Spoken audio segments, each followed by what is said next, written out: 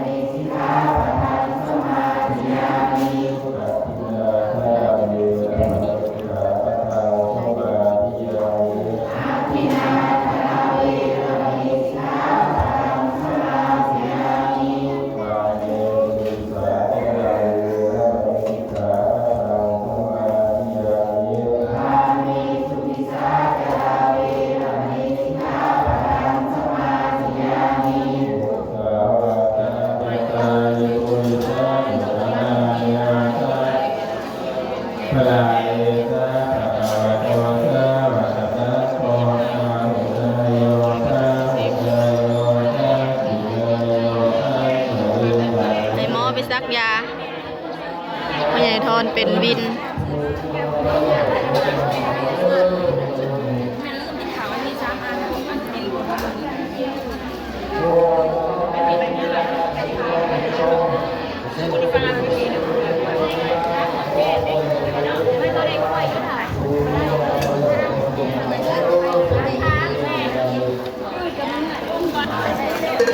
คนหลายพี่น้องมือนี่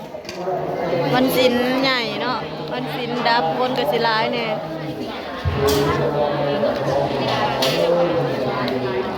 ไข่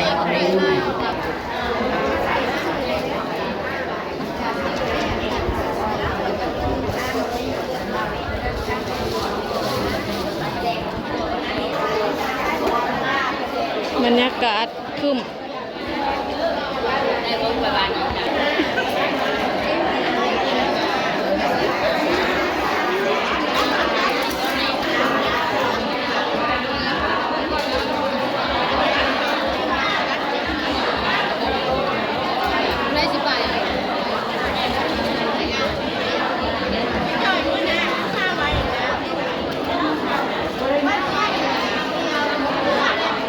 สาวแทน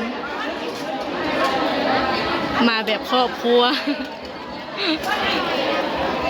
ตามหลังกันมาติดๆ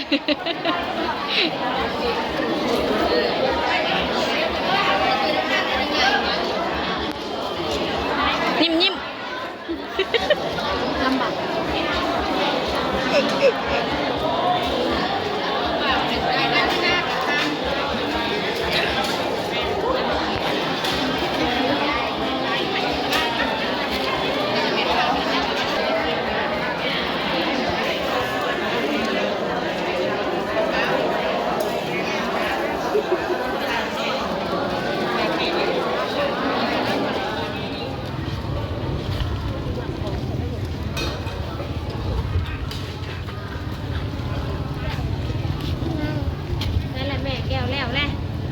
ไปเลยดิเดี๋ยวนะถึงแห้งก็ว่าไปลงมาของ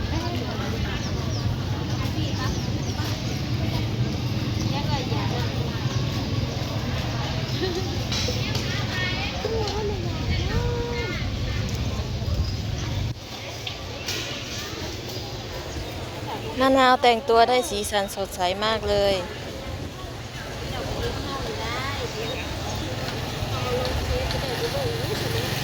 หนาวไปเบิ่งวิวกันเนี่ยโทรศัพท์ใครเนาะโอ้เป็นหลุดเนาะใส่ของเฮานะน้ำบกเนาะน้ำลงเนาะน้ำลดเนาะ